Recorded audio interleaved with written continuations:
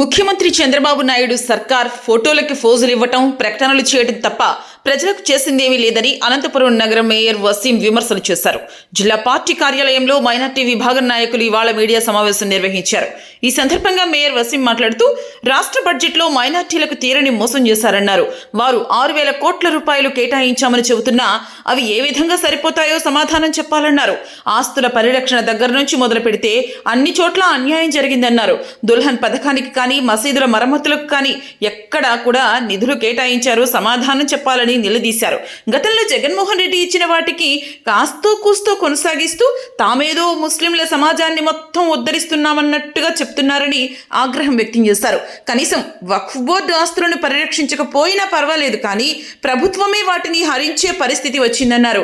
Anantapuram urban నియోజకవర్గంలో కూడా తాము కేటాయించిన నిధులతో కాంపౌండ్ వాల్ నిర్మించారని, అదనంగా ముస్లింల కోసం చేసింది ఏమీ లేదని అన్నారు.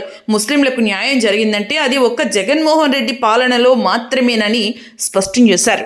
ముఖ్యంగా ముస్లిం సోదరులందరికీ కూడా రంజాన్ శుభాకాంక్షలు తెలియజేస్తున్నాను. అస్సలాము అలైకుం.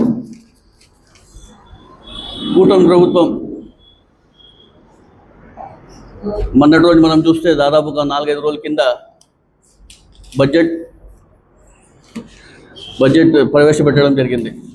అందులో భాగంగా మైనార్టీకి సంబంధించి కూడా బడ్జెట్ని ప్రవేశించడం జరిగింది. ముఖ్యంగా 2026-2027కి సంబంధించి మైనార్టీ సంబంధించి 6,090 కోట్ల రూపాయలని కేటాయించడం జరిగింది.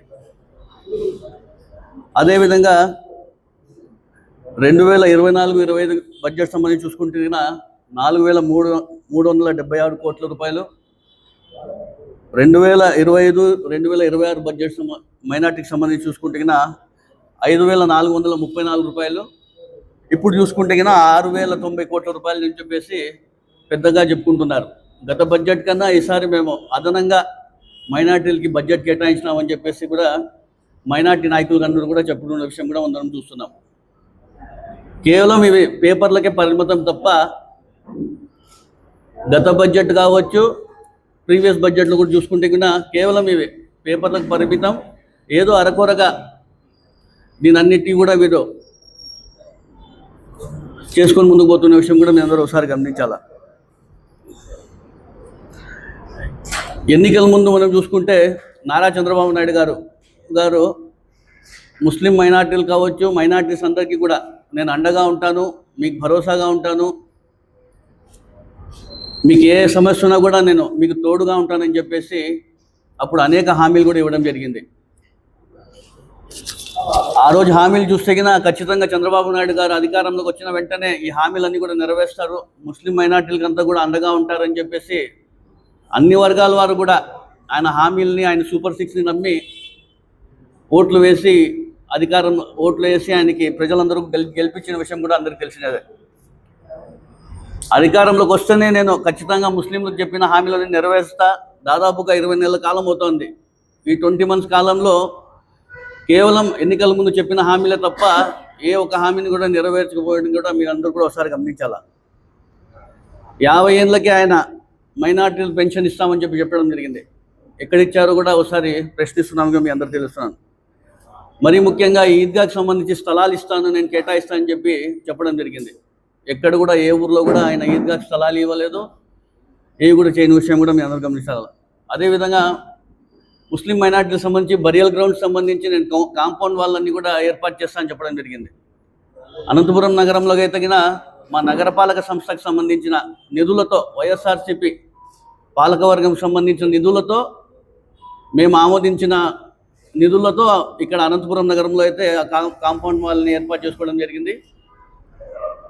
అదేవిధంగా మసీదులకు మరమ్మతులకు సంబంధించి అమౌంట్ని కూడా కేటాయిస్తానని చెప్పడం జరిగింది. దాదాపుగా 20 నెలలు అవుతోంది.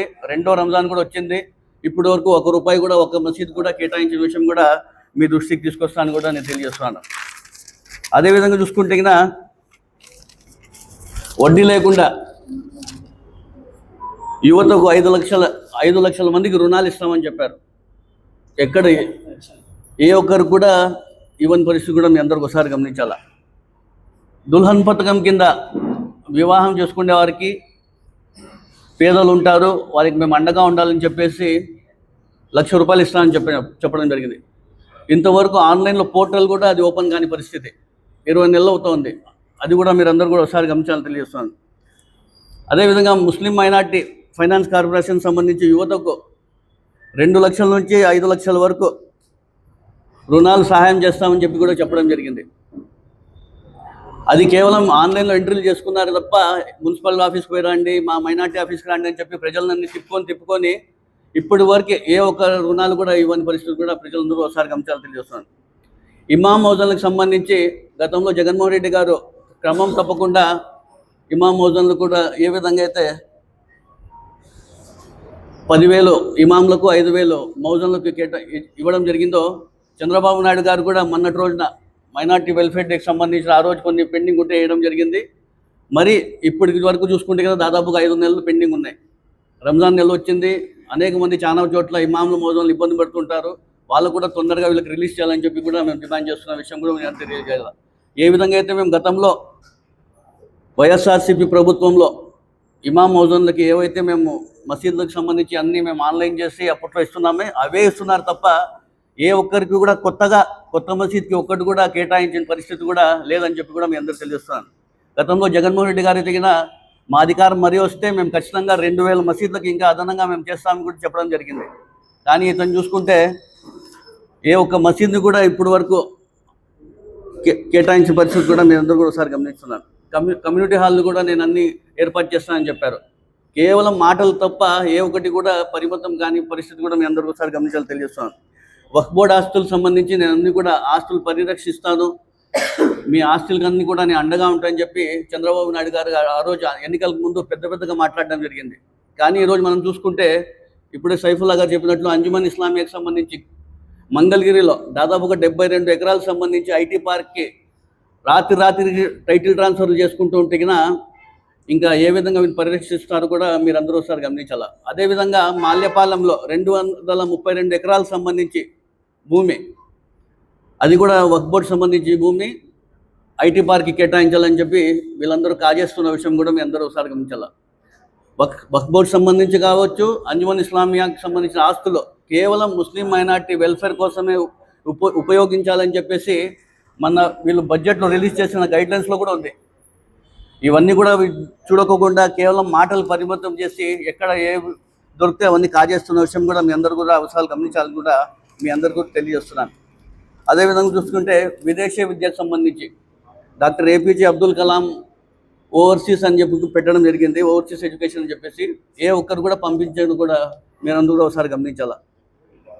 అదేవిధంగా కన్స్ట్రక్షన్ ఆఫ్ బిల్డింగ్స్, హాస్టల్స్ కానివ్వండి, బిల్డింగ్స్, రెసిడెన్షియల్ హాస్టల్స్ నేను కొత్తగా రాయలసీమకు 2 తీసుకొస్తాను, మహిళా బాలికల హాస్టల్స్ అని చెప్పి కూడా మొన్నటి రోజు వెల్ఫేర్ డేలో కూడా చెప్పడం జరిగింది. ఇప్పటి వరకు ఏం ప్రతిపాదన లేవు, అవి కూడా మీ అందరూ ఒకసారి గమనించాలా.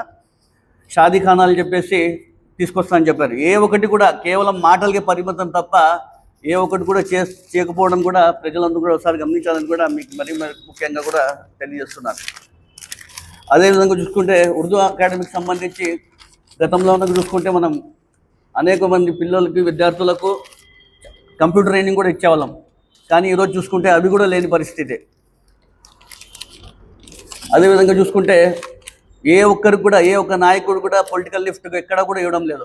మన నగరంలో చూసుకుంటే గతంలో అనేక మంది మైనార్టీలకి జగన్మోహన్ రెడ్డి గారు కావచ్చు, అనంత వెంకటరామరెడ్డి గారు కావచ్చు, పొలిటికల్ లిఫ్ట్ ఏ విధంగా ముస్లిం మైనార్టీకి ఇచ్చిన విషయం కూడా మీరు గమనించాలా. ఈరోజు తెలుగుదేశం ప్రభుత్వంలో, కూటమి ప్రభుత్వంలో ముస్లిం మైనార్టీల నాయకులుగా చూద్దాము, పదవి చూద్దామంటే కూడా కరువు అయిన విషయం కూడా మీ అందరు కూడా నేను తెలియజేస్తున్నాను. ఇవన్నీ కూడా ప్రజలందరూ కూడా మోసపూరిత హామీలు ఇచ్చి చంద్రబాబు నాయుడు గారు ఏ విధంగా ప్రజలందరికీ కూడా మోసం చేసి అధికారంలోకి వచ్చిన విషయం కూడా అందరూ తెలుసు. కేవలం ఎన్నికల కోసం సూపర్ 6 అని చెప్పి ముస్లిం మైనార్టీకి అండగా ఉంటాను, అన్ని వర్గాల వారికి అండగా ఉంటాను, తోడుగా ఉంటానని చెప్పేసి పదే ఆయన చెప్పుకుంటూ వచ్చి మోసం చేసి ఈరోజు అధికారంలోకి వచ్చినాక ఏ ఒక్క హామీని కూడా నెరవేర్చకపోవడం చాలా దురదృష్టకరం కూడా తెలియజేస్తున్నాను. అదేవిధంగా జగన్మోహన్ రెడ్డి గారు చేసినట్టుగా తొందరగా చెప్పేస్తాను నేను మీకు.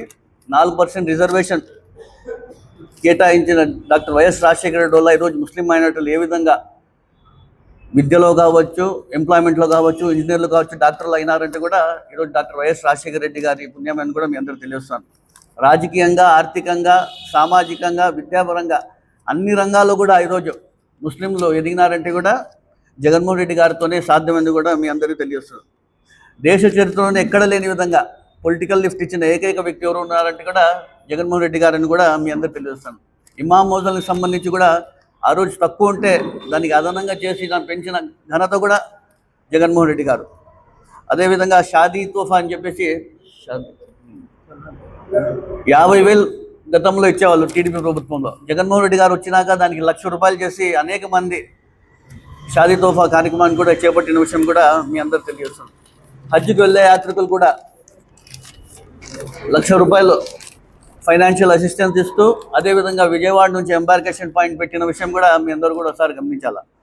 జగన్మోహన్ రెడ్డి గారు గతంలో చూసుకుంటే కదా 2014 నుంచి 2019 వరకు చంద్రబాబు నాయుడు గారు ముస్లిం వెల్ఫేర్ కోసం ఖర్చు చేసిన కేవలం 2,667 కోట్ల రూపాయలు అయితే, జగన్మోహన్ రెడ్డి గారి ప్రభుత్వం వచ్చినాక 2019 నుంచి 24 వరకు 23,000 కోట్ల రూపాయలు ఖర్చు చేసిన ఘనత ఎవరు ఉంటాయి కదా జగన్మోహన్ రెడ్డి గారు. మీరు ఆడే వ్యత్యాసం తేడా చూడొచ్చు జగన్మోహన్ రెడ్డి గారికి, చంద్రబాబు నాయుడు గారికి. ఏ విధంగా ముస్లిం మైనార్టీ పైన చంద్రబాబు నాయుడు గారు చూపిస్తున్న కపట ప్రేమని కూడా మీ అందరికీ కూడా నేను తెలియజేస్తున్నాను. వక్ఫ్ బోర్డు ఆస్తులు పరిరక్షణ అని చెప్పేసి జగన్మోహన్ రెడ్డి గారు అప్పట్లో డిస్ట్రిక్ట్ లెవెల్, స్టేట్ లెవెల్లో కమిటీలు ఏర్పాటు చేసి ప్లానింగ్ సెక్రటరీలకు బాధ్యతలు ఇచ్చిన విషయం కూడా మీ అందరూ కూడా ఒకసారి గమనించాలని తెలియజేస్తున్నాను. ఉర్దూ భాషని సెకండ్ లాంగ్వేజ్ తీసుకుని వచ్చిన ఘనత కూడా జగన్మోహన్ రెడ్డి గారు అని కూడా మీ అందరూ తెలియజేస్తున్నారు. ఇవన్నీ కూడా ప్రజలందరూ కూడా ఒకసారి గమనించాలా. నేను వాస్తవాలు జరిగిందేవి చెప్తున్నాను. మా ప్రభుత్వంలో ఏమేమి చేసినా అవి చెప్పాను. చంద్రబాబు నాయుడు గారు 20 నెలల కాలంలో ఏం చేయలేదో మీ అందరికీ కూడా వివరించడం జరిగింది. కేవలం వీళ్ళు షో చేయడం తప్ప, ఫోటోల కోసం తప్ప, కేవలం పేపర్లపైన రాసింటారు తప్ప ఏ ఒక్క కార్యక్రమం చేయకపోవడం కూడా మీ అందరూ గమనించాలా. ఇప్పుడే మనం చూసుకుంటే కదా మన తాడిపత్రి కావచ్చు, గుంటకల్ కావచ్చు, హిందూపూర్ కావచ్చు, కదిరి కావచ్చు, అనేక బిల్డింగ్స్ కానివ్వండి, రెసిడెన్షియల్ స్కూల్స్ అన్నీ కూడా నిర్మాణమై పూర్తయినాయి. కొన్ని చిన్న చిన్న పనుల వల్ల ఆగిపోయిన విషయం కూడా అందరికీ తెలుసు. ఆ చిన్న చిన్న పనులు కూడా పూర్తి చేస్తే ఎంతోమందికి ఉపయోగపడతాయి. అవి కూడా ప్రతి ఒక్కరు కూడా గమనించాలని కూడా నేను డిమాండ్ చేస్తున్నాను. ఖచ్చితంగా రాబోయే రోజుల్లో చంద్రబాబు నాయుడు గారు చేస్తున్న తీరు ప్రజలందరూ కూడా గమనిస్తున్నారు. ఖచ్చితంగా ఇలాంటి కూడా ప్రజలే బుద్ధి చెప్తానని తెలియజేస్తున్నాను.